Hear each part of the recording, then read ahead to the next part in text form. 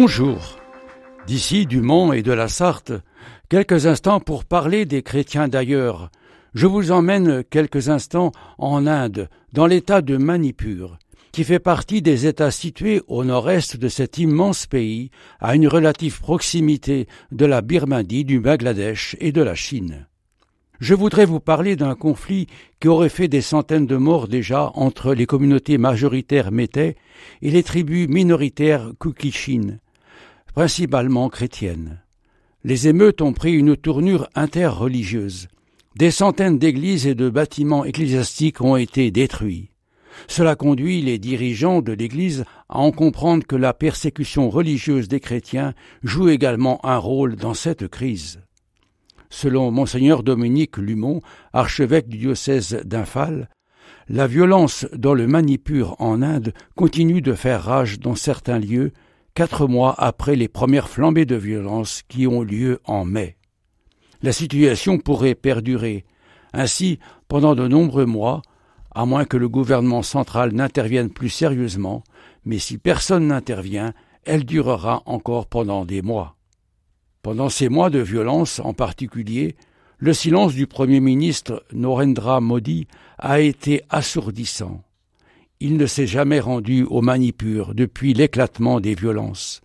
Lorsque des premiers conflits ont commencé en mai, l'AED a immédiatement envoyé une aide d'urgence pour aider l'Église locale dans ses efforts pour apporter les premiers secours aux victimes de la violence, et elle est restée en contact avec elle depuis lors.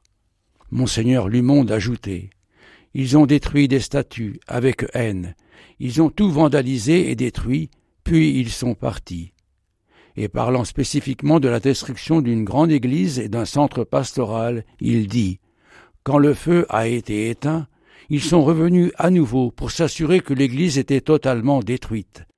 Elle appartient à tous. Nous pouvons voir qu'ils agissent ainsi par haine du christianisme parce que les églises des Métais, l'ethnie majoritaire, ont été détruites. Les gangs qui ont répandu les pires violences sont armés et agissent en toute impunité, ce qui amène l'archevêque à conclure qu'ils doivent être soutenus et protégés, bien qu'ils ne sachent pas par qui.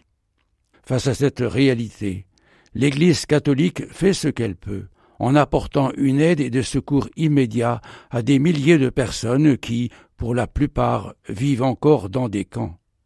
L'Église s'est également beaucoup investie dans le dialogue avec d'autres chefs religieux pour tenter de désamorcer la tension. Monseigneur Lumont poursuit. Nous allons réunir les chefs des 2 groupes pour dire aux gangs de mettre fin à la violence. Le chemin de la paix passe uniquement par le dialogue, et c'est ce que nous allons souligner. En outre, nous ne pouvons qu'appeler le gouvernement local et le gouvernement central à intervenir et à mettre fin aux violences. Partout en Inde, les catholiques participent à des processions aux chandelles, des foules d'hommes et de femmes pris en solidarité avec le Manipur et marchent pour la paix. Je sens que Dieu écoute les prières de ces gens et j'espère qu'une solution à ce problème sera bientôt trouvée, a-t-il conclu. Plus d'infos sur aed-france.org. À bientôt.